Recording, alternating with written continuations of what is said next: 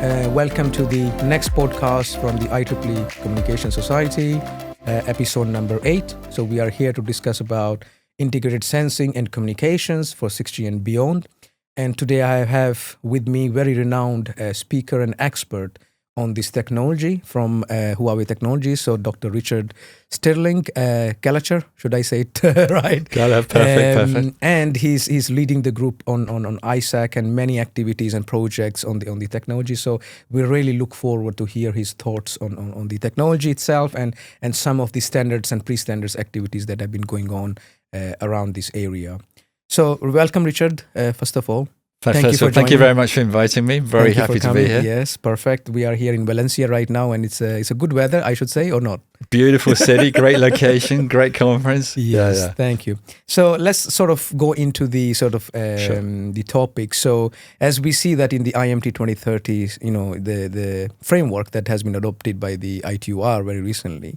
So this is, there are different blocks, but this block is quite one of the main ones, as we see here, which is integrated sensing and communication. So to really come up with the multifunctionality aspect of our systems and networks, and to roll this thing into 6G and even beyond that, we are thinking, right?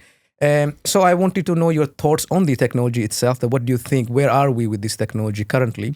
And what kind of pre-standards and standards activities that have been going on, because you're working in industry and you have great, pool of knowledge on this. So if you would like to touch something on that, please. Absolutely. So first of all, I think this is it's a really important topic to talk about. As you said, integrated sensing and communication is really one of the 3 new things that we have on this IMT 2030 hexagon. And it's really something which we haven't had before in any of the previous generations of communication system. And it's really got a tremendous interest from many different stakeholders and from industry, from academia. And this is really something also that the operators maybe see as a source of new revenue as we move towards 6G, provision of new services, also the ability to do sensing-assisted network enhancements like sensing-assisted communication or sensing-assisted positioning. So it has many different possibilities. And where we're currently at standardization is 5G Advanced. This is release 19. Has now already completed last year SA1 study on for 5G Advanced, actually setting 32 user cases, right, which have come from maybe 4 or 5 different areas. And then also coupled with the output of the SA1, it's an SA1 study item. We also have the SA1 work item, which also discuss some of the requirements, KPI requirements, and also security and privacy requirements.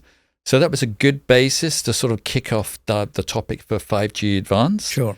And then what followed on beginning of this year, we had a study on channel modeling that started in January. Right. And that will go on to the middle of next year.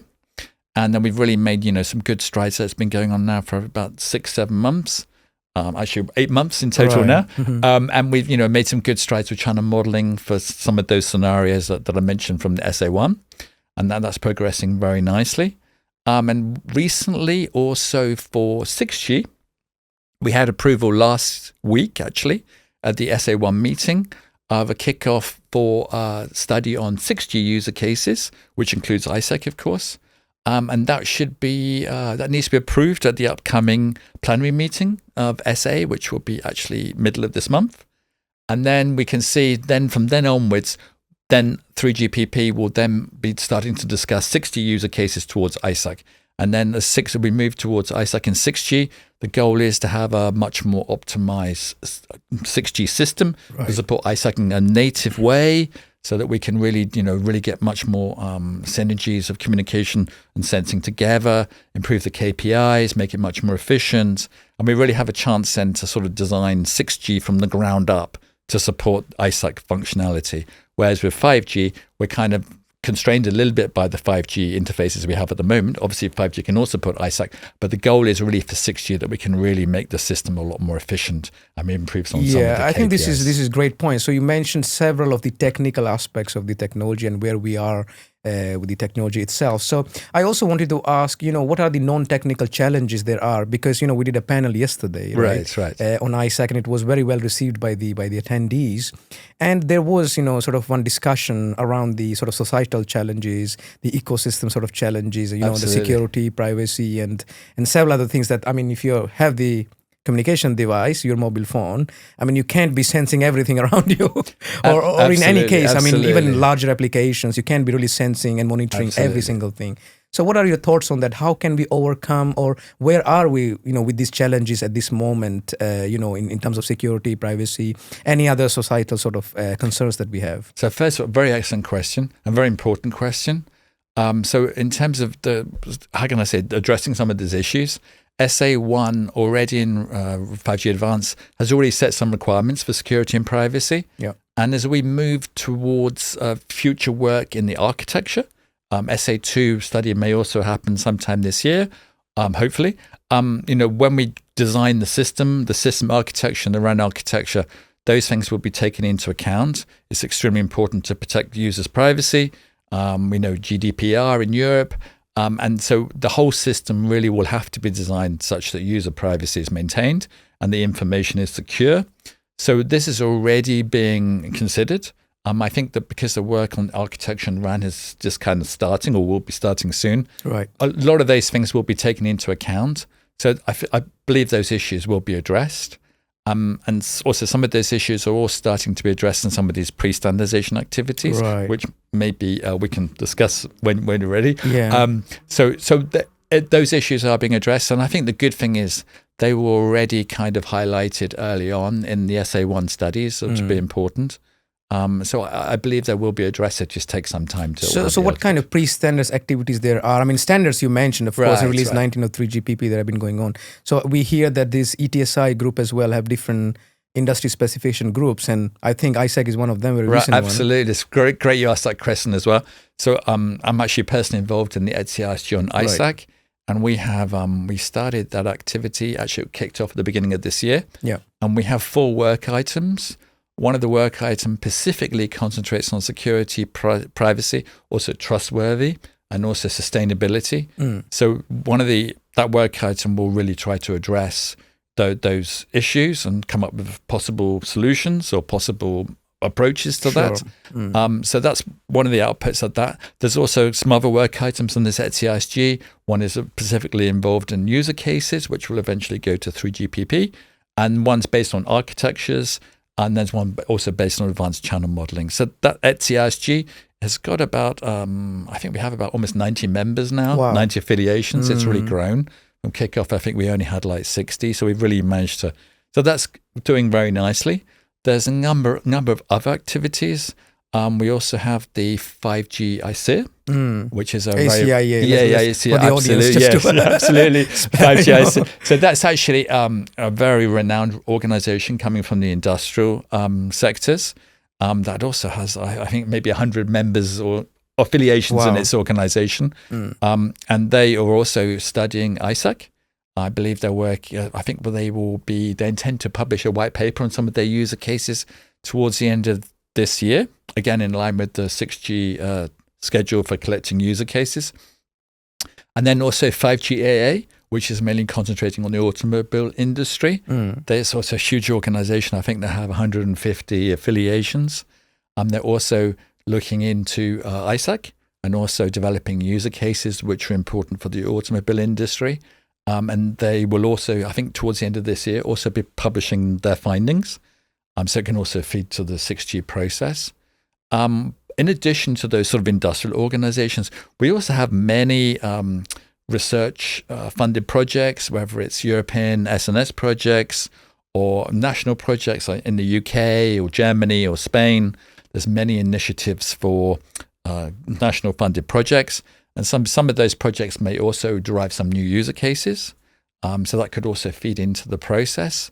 We also have the IET initiative on ISAC. Right. I'm sure you're very familiar with those things. The ETIs. Yeah, the ETIs. I think they've done great work. I think back in 2021, there was one established on ISAC. So that's also got quite a lot of momentum. I've actually been to one of those meetings. I was impressed how many people there were in some of the discussions. So that's another, I see sort of 2 things. There's like the industrial activities, pre-standardization. There's also the activity from research, which may be national or European funded activities. So all those together can sort of feed into the process. And I think it's important that we have these 2 different possibilities.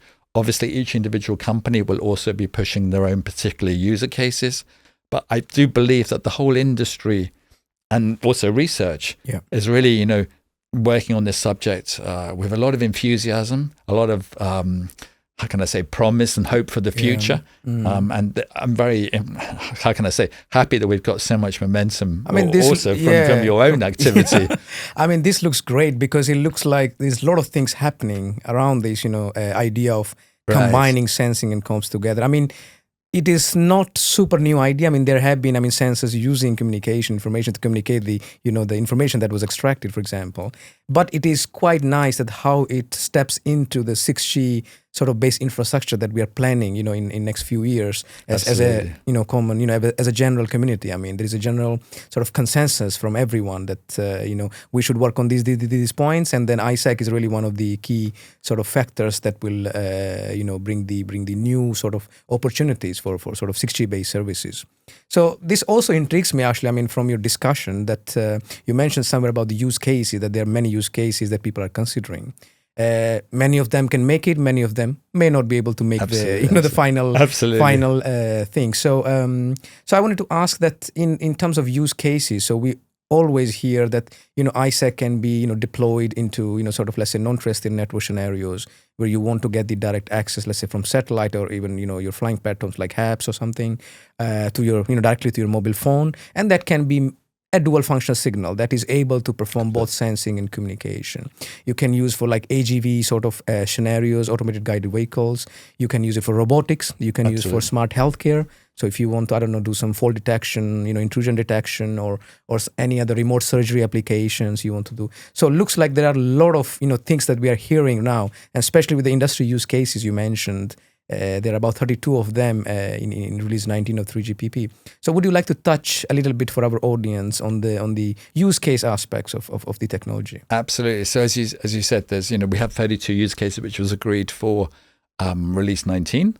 And now I do believe, I think for 6G, because there's so many possible inputs and because so many different organizations are working on it, we're really going to see user cases coming from industrial sort of focus applications. We'll see user cases from automotive.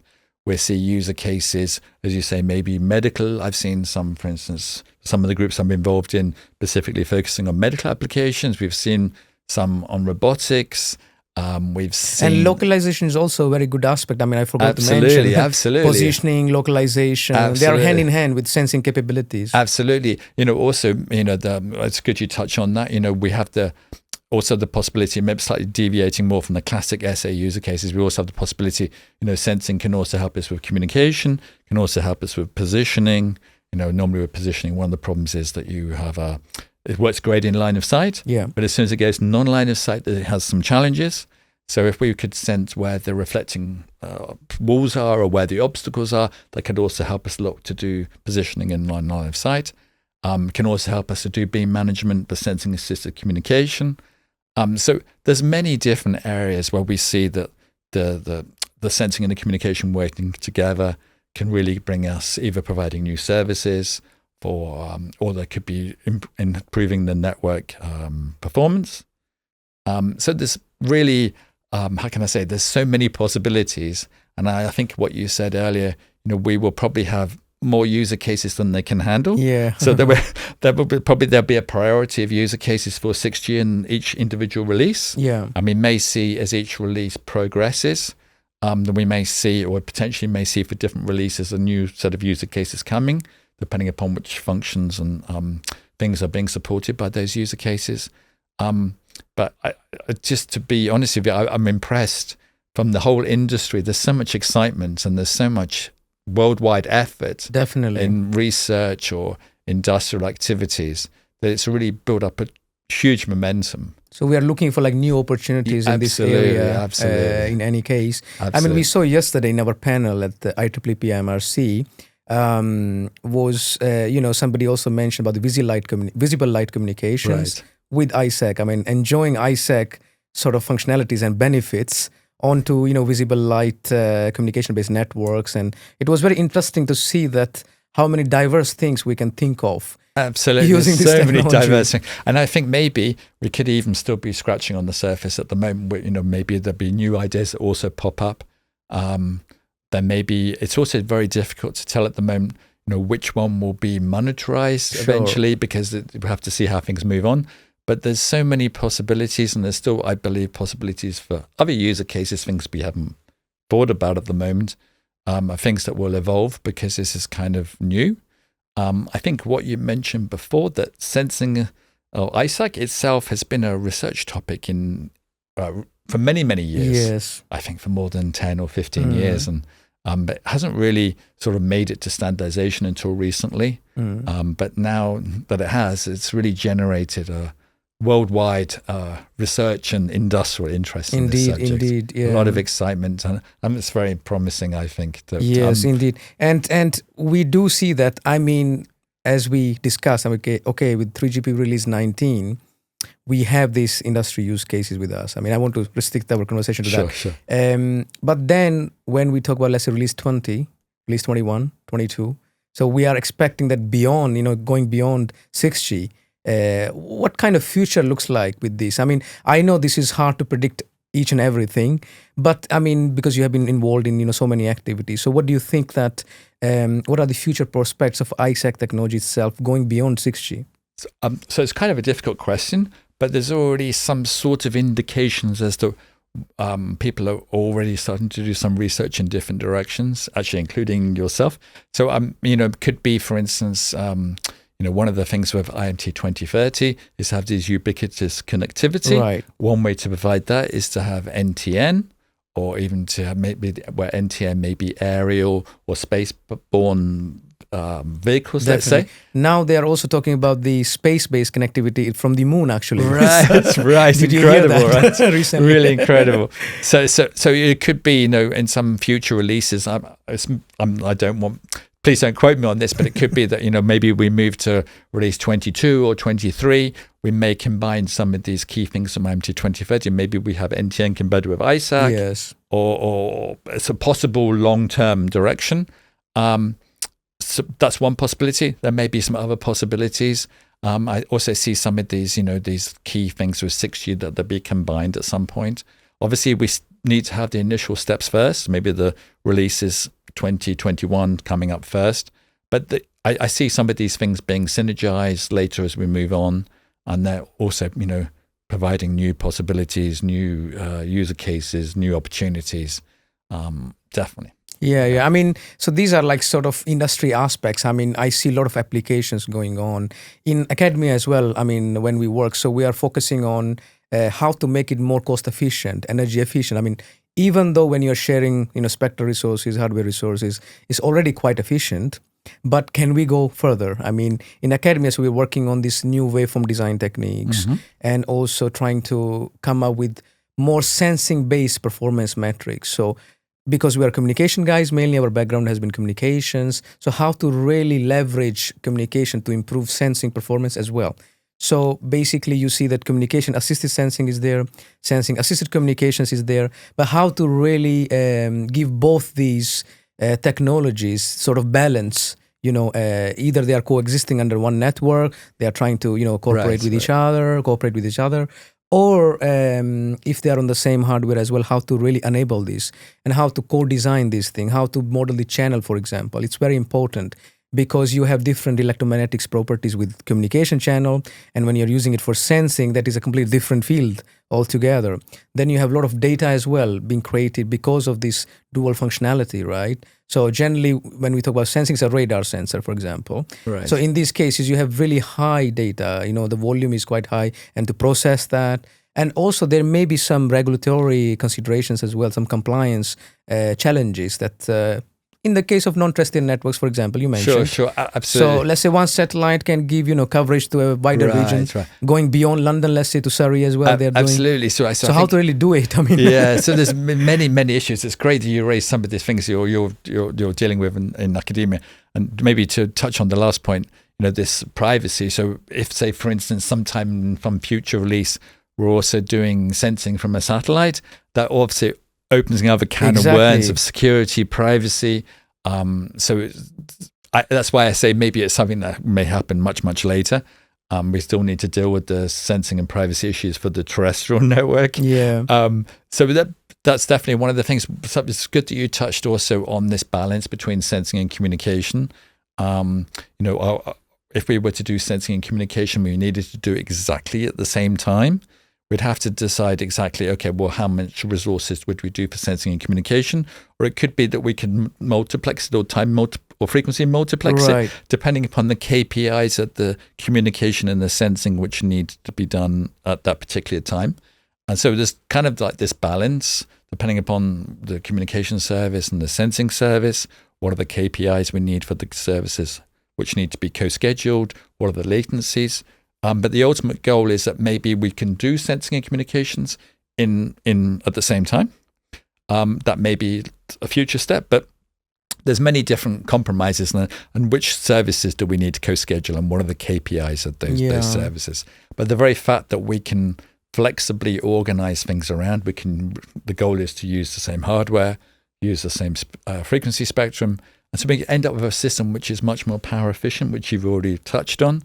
And also much lower cost because we can use the same hardware for doing the same purposes. Yeah, so my group actually had been working on some sort of techniques, let's say optimization techniques we call them. So how to really play around with the system that you have, even though you're using a dual function signal. Of course, many people have been working on designing an efficient waveform for these. It's very important, of course. Right. But we are focusing more on the system aspects of it, right? So how to optimize, let's say, the number of RF chains or the antennas that you are going to use, how to select them intelligently. So you have like a switching network there.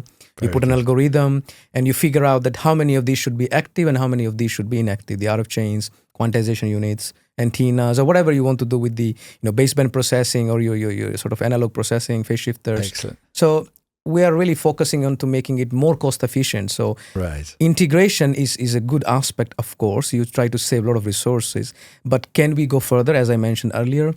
So my group has been working on these as well. So to make them energy efficient, spectrally efficient as well at the same time, and also play around with some sort of interference, which is between these two operations, right? So sometimes you have a channel matrix or something, or sort of, a beamforming matrix. So in that one, you have basically some entries would be communication entries, some would be sensing. They might interfere with each other. Some entries might be overlapping. You know what I mean? Absolutely. So I think what you just mentioned is also this, when we do sensing, as opposed to just doing regular communication, we end up with different forms of interference, and these may be interference between different cells. So we're doing, say, TRP to TRP type sensing, where one cell's transmitting, the other's receiving. Or we may have different, where we're illuminating an object and that signal's coming back. Yeah. If we wanted to do down or link or uplink communication, we need to worry or we need to schedule correctly the signals such that we can cope with the interference between the sensing and the communications. And then there's also the issue of monostatic sensing with the full duplex of coping with the self-interference of the transceiver. So there's, how can I say, from a RAN perspective, there's some of these issues that need to be organized, and let's not call them issues, like challenges, let's face it. But these things will, with time, will be discussed in standardization. We already see in the ETSI ISG group, which I'm involved in, some of these issues already being discussed. About how to handle these different sources of interference, and how to sort of do the scheduling or different schemes. Power control maybe is one option. There's lots of different possibilities of managing this. So we can end up with a system which is efficient, like you mentioned. And I think it's also good that you raised the point about how to organize, say, in your case, the RF chains to do sensing or communication. Yeah, so this is more on the system level. Yeah, we can also talk about network levels of design. Right. So let's say when non-terrestrial networks, you're trying to use the dual function signal. So in those cases, you have Doppler shift problems. Latency is a big issue there. And you have the costs to cut, of course, on such a large network, because satellite is super heavy with the payloads, and you're putting in AI-based algorithms and whatnot. Big discussion about that. Yes, so it looks like that we have many challenges to actually consider with the way forward that we are going. The future looks really bright. Absolutely. But we have some things to consider. The pragmatic things I'm saying. Absolutely. But the good thing, say, for instance, of NTN is that now, because we've got release 18 completed and release 19 is already discussing it, they've already made some very good strides for so the LEO satellites, coping with the Doppler, also how to do the latency issue, how to do the initial access. Right, so it's there. So at least, maybe some of those issues you mentioned, some of them have been solved. Yeah. Also providing the UE with the trajectory of the satellite, via new SIP messages. So the 3GPP has done quite some good work to kick off the NTN, and I believe that they will continue to go more in that direction. So some of those things and I think more will happen with time. So I'm confident that these challenges and these issues, for instance, how to handle the different interferences with ISAC, that they will also be handled in a similar way. When there's a way, there's a will, and so I'm confident the industry will get together and we can solve. Yeah, I mean, this also actually, just reminds me of one of the use cases that is there with NTN. Because we're talking about ISAC, of course, but NTN using ISAC, so it can be used for public safety applications, absolutely, right? Absolutely. So unfortunately, if you have a disaster, I mean, it happened in southern Turkey recently, so that was very unfortunate. So in such a scenario, when the ground user or the ground sort of infrastructure, the terrestrial network, has lost the access, to the connectivity that you were having regularly. So there is no base station link anymore. Your phones are not working. Anything, nothing is working because the infrastructure is broken. So in that case, you can send your apps, your maps, even your labs, even, and you can take the satellite connectivity, and this can be a dual function signal, right? So it can help to sense whatever the objects, the vehicles, whatever is stuck there, I mean, and communicate as well that information, maybe relay that information back to other control center unit somewhere else who's trying to, monitor the situation. So we already see some sort of user cases going in this direction. Yeah. As you say, there could be low altitude platforms, could be drones, could be sort of aerial type NTN systems. And they could be deployed to either provide communication or also maybe provide support with different sensing. And this is also something, as you say, specifically in scenarios like you mentioned in Turkey, where there's a disaster. It could be earthquake, it could be some fire or flooding or something, and that's really something that where you can have some society benefits, maybe saving some lives. Where I can really see that. Yeah, I mean, we have commercial applications. So vehicular communication is one of it, right? Right. Your sort of automated cars and so on. So they need to sense which other cars or which other vehicles are in the region. Some other traffic lights they need to sense. Any building, any wall, any human pedestrian, or they need to sense these. So they need to monitor this environment omnidirectionally. Right.